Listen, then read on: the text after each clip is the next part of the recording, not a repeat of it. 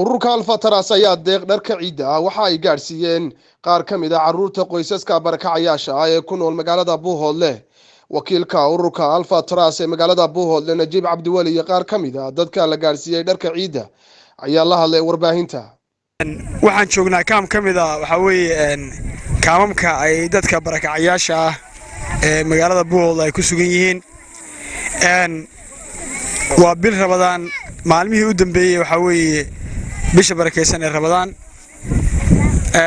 deeq dhar caruureed oo kumbilood oo dhameystiran oo aan wakiil ka ahay ayaa hay'adda gargaarka caalamiga ah ee Soomaaliyeed Alfatras oo kamid ah waxa weeye hay'adaha inta badan dadka jilicsan iyo danyarta u gurmada una kaca ayaa ka soo damqatay iyadoo waxa weeye xilli adag lagu jiro bay la soo wadaageen dareenkooda dadka jilicsan ee danyarta ah waxa weeye ku dhaqan kaamkan deegaanka Buuhoodle Baladocol.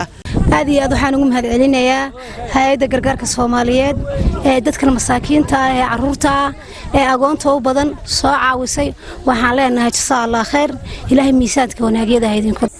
horta dhammaan waa mahadsan yihiin bulshada muslimiinta meesha tuban iyo dhalinyaradan sharafta badan ee la soo gaarsiisay ururka ilaahay ha barakeeyo Alfatras deeqdan ay u soo dhiibeen dhalinyaradan ardaydan ay ciidsi inta ay in ka badan waxaan jecelahay inay ka sii badiyaan oo ay u dadaalaan dadkooda iyo dalkooda iyo diintoodaba.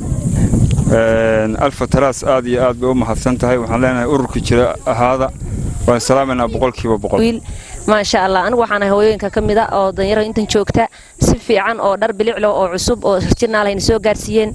الحمد لله رب العالمين جزا الله خير يجنا ومهد علينا خير الله السيد دمر.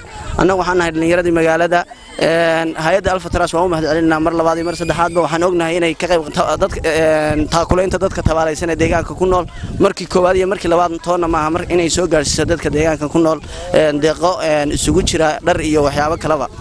كدلنيرة هم ومهد علينا هيدا ومهد علينا دمانتين حمناها هيدا ومهد علينا waxaan u mahadcelinaynaa Allah awood leh ee dadka iyaga sharafta leh siiyay ee saaxiib salaadiinta ee diiniinta ee barakaysan awlaada noo soo kacday ilaahay noo barakeeyo makhluuqa noogu soo dhibayna Allah barakeeyo iyo wixii islaama ee ay ka soo jeed.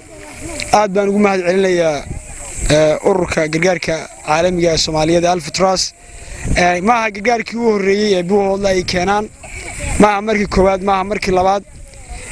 Alfatras Buuhoodle waxay ku leedahay abaal weyn buu ku leedahay marar kala gedisan waxa weeye barnaamijyo kala gedisan ay ka fulisay haddii dhinaca raashinka tahay haddii dhinaca iitiinta caruurta agoonta iyo danyartaba ay tahay labada. mas'uuliyiinta ururka Alfatras ayaa sheegay inay sii ballaarin doonaan hawlaha waxqabad ee ay ka wadaan magaalada Buuhoodle.